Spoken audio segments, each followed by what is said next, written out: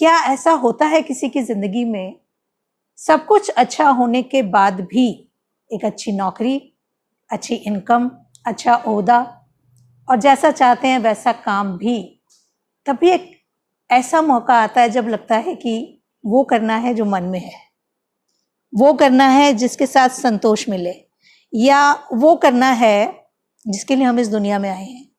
तो क्या आपको ऐसा लगा कि नहीं, मैं इसके लिए दुनिया में आई हूँ, इसलिए आपने छोड़ दिया?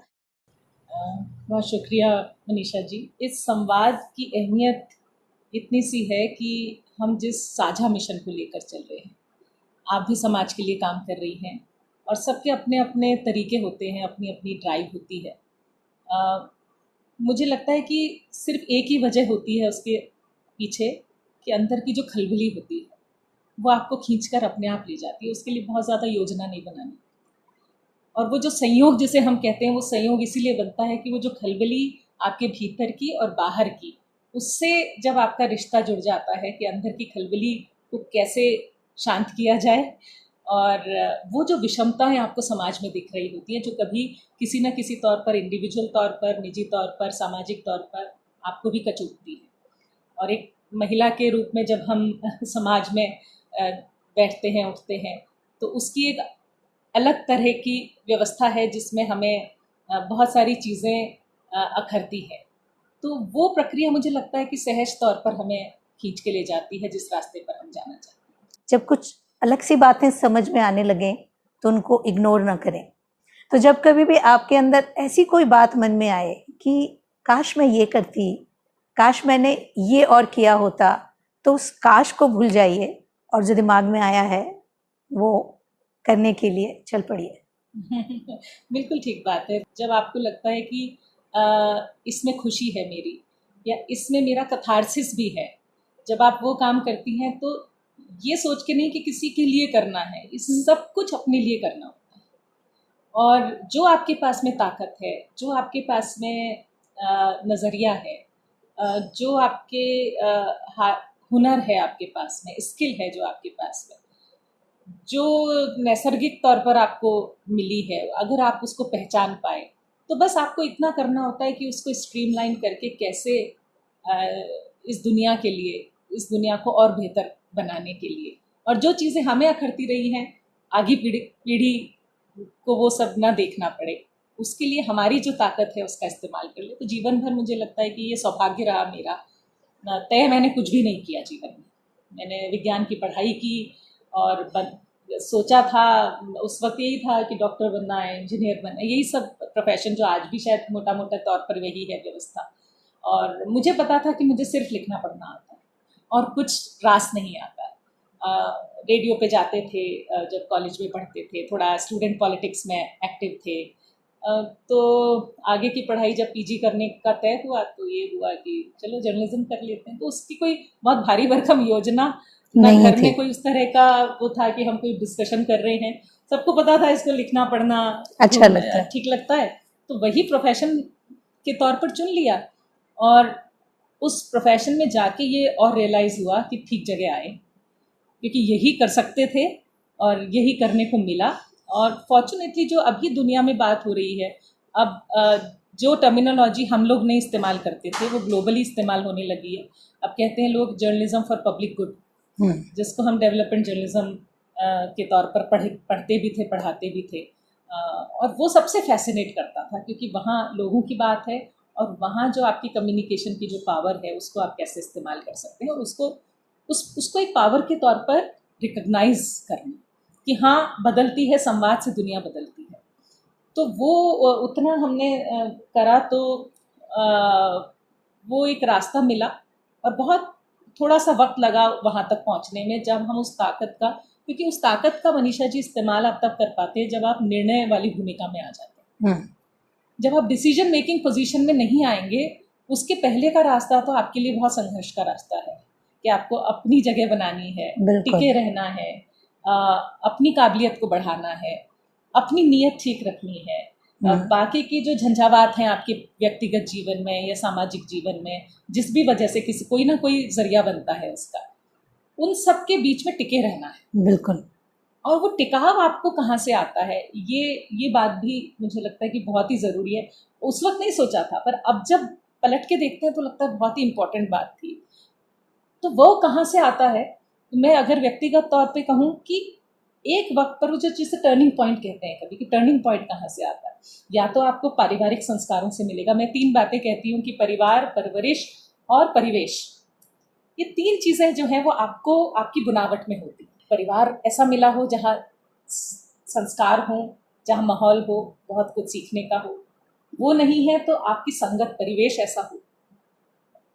और जो परवरिश, जो समाज, आपकी पढ़ाई, सब कुछ मिलके जो आपकी परवरिश हो रही है, जिसमें आपका अपना भी बहुत शामिल है। एनवायरमेंट, आप किस चीज को खोज रहे हैं, आप किस तरफ खींचे जा रहे हैं, तो वो जो परवरिश है, मैं बहुत मानती हूँ कि ये सौभाग्य था मेरा कि जब किसी से बात करने को नहीं होती थी। आज भी बहुत पीढ़ी है, नई पीढ़ी है, या और भी हम लोगों की भी पीढ़ी है, हम लोगों के पास में एक अदद कोई व्यक्ति नहीं होता जिससे आप दिल खोल के बात करें, जो आपकी एनर्जी लेवल, जो आपका वाइब्रेशंस है, जो आपकी फ्रीक्वेंसी को समझ पाए।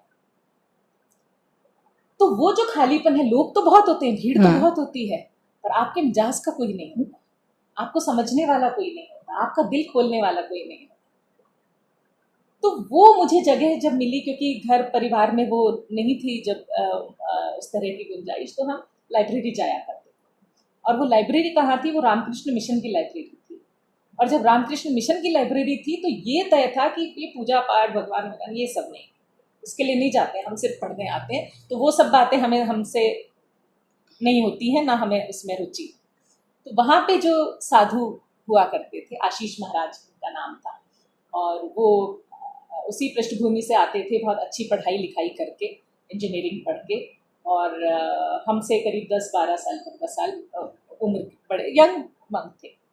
तो जब हम उनके साथ बैठते थे तो मुझे कभी याद नहीं कि उस पूरे दौर में उन्होंने कभी ये कहा हो कि भाई तुम्हें रामकृष्ण परमहंस के बारे में जानना चाहिए या विवेकानंद को पढ़ना चाहिए। कभी कोई, उन्होंने, कहते हैं कि जो मतलब जो कहते हैं कि प्रवचन कभी नहीं दिया उन्होंने। हम सिर्फ जाते थे, अपनी पढ़ाई करते थे, वो ये पूछते थे कि क्या पढ़ा आज, कौन सी किताबें पढ़ रही हो आज, कोई ज़रूरत है तो किताबें खरीद के लाना, जब हमारे पास पैसे नहीं हुआ करते थे। और वो संकट कभी कभी चुपता भी नहीं था, वो संकट था कि हो जाएगा कहीं ना कहीं से। ये हमारे समय की खूबी है। आजकल के बच्चे जो छोटी छोटी चीजें देखते हैं और कहते हैं मेरे पास ये नहीं है, हमने कभी नहीं ये गिना। अभाव की परिकल्पना ही नहीं थी कभी। हाँ हाँ, हम तो सच में 2 ही कपड़े थे, सच में एक ही जोड़ा जूते थे, और सच में पूरे साल में एक जो जब जन्मदिन आता था तब वो कपड़े मिला करते थे नए। इतना महत्व उन चीज़ों का नहीं था। महत्व था कि स्कूल में क्या कर रहे हैं, किताब में क्या कर रहे हैं, लाइब्रेरी जैसे आपने कहा।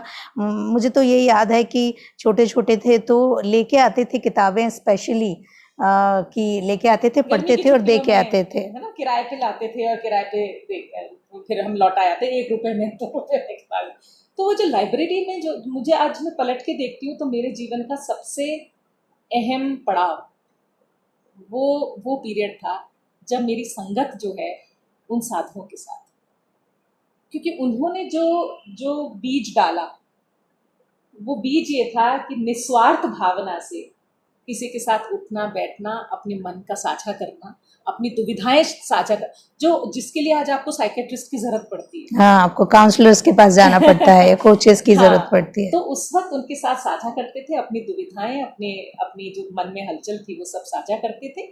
और जो ज़रूरतें थी, किताब की ज़रूरत थी, और किताब की ज़रूरतें पूरा मेरी पढ़ाई का एक तरह से खर्चा पा। उस वक्त तो मतलब मैं अंदाज भी नहीं था कि मैं क्या कर रही हूँ और क्या मिल रहा है और क्या दे रही हूँ।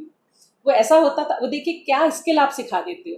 वो कहते थे कि किताब चाहिए, बाजार से जाओ और ले आओ और पैसे मुझसे ले लो।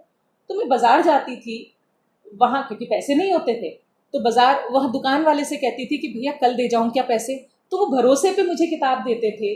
मैं लाइब्रेरी में देती थी, वो भरोसे पे वो मुझे पैसे देते थे और मैं पैसे ले जाके उन्हें देती थी। और वो 2 लाइब्रेरियाँ मेरे लिए रिजर्व थी, उसकी चाबी भी मेरे पास रहती। ऐसे मैंने अपनी मास्टर्स डिग्री की और मैंने टॉप किया मास्टर्स। मैंने नेट का एग्ज़ाम पास किया, तो मैं जर्नलिज्म में नेट क्लियर करने वाली राजस्थान की पहली स्टूडेंट थी जब मैंने क्लियर किया। किसकी बदौलत?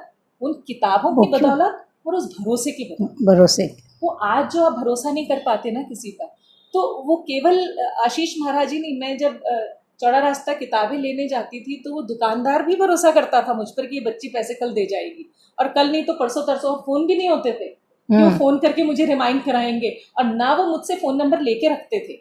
हाँ, कि कभी जरूरत पड़े। फोन था, लेकिन कभी उन्होंने ये भी नहीं कहा, तो कहते कोई डाउट ही नहीं, कोई सवाल ही नहीं उठाता था कि ऐसा भी हो। तो वो जो भरोसे की जो दुनिया थी ना मनीषा जी, उससे हम निकल के आए। हाँ, उसने वो जो टिकाव की आप बात कह रही थी कि कहाँ से टिकाव आया, वो टिकाव वहां से आया कि जीवन की स्पष्टता जो है वो उस वक्त मिली।